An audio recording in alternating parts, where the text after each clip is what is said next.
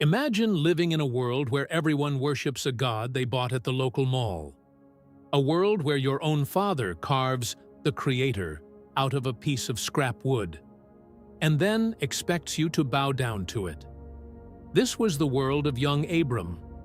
But while the city of Ur was obsessed with stone, Abram was obsessed with the truth.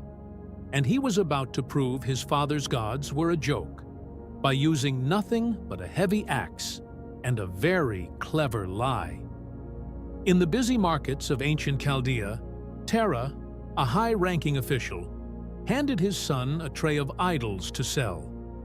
But Abram wasn't a good salesman. He was a philosopher with a sense of humor.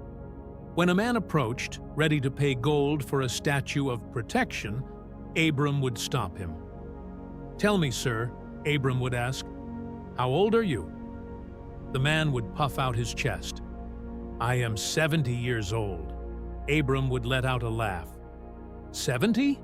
And you want to worship this? My father finished carving his ears this morning. You are older than your own God. The customers would walk away, embarrassed, realized they were buying protection from something that couldn't even brush away a fly. One day, the zeal of the one true God burned in Abram's bones. He waited until his father left the house. Then he prepared a feast. He set bowls of the finest flour and honey before the silent rows of statues. "Eat!" he shouted. "Why do you not eat?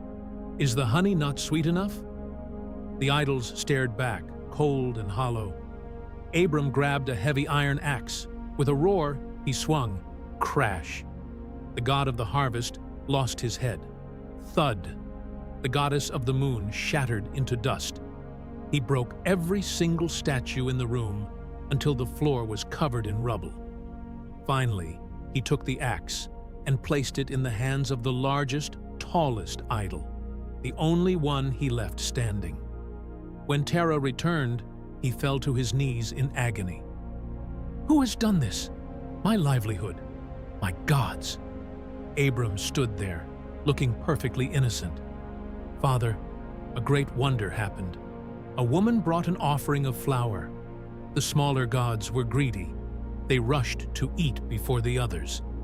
The big one there grew so angry at their disrespect that he took that axe and, well, you can see the results." Terah turned red, his voice shaking. "Do you think I am a fool? These are statues. They cannot move, they cannot eat, and they cannot hold an axe." Abram stepped closer, his eyes piercing. "Then let your ears hear what your mouth has just spoken. If they cannot move, why do you serve them? If they cannot eat, why do you feed them? Why do you fear a piece of wood that cannot even say no to an axe?" Abram left the ruins of the shop and walked into the night. Based on the Book of Jubilees, at only 14, he separated himself from the darkness of Ur. He looked at the sun, but it set. He looked at the moon, but it waned. He cried out, "My God, deliver me from the spirits of error." The Spirit of the Most High settled upon him. He saw the crows sent by the adversary to destroy the farmer's seeds, and with a single word, he commanded them to fly away. They obeyed. He realized the palace of the world had a master. He didn't find God in a statue.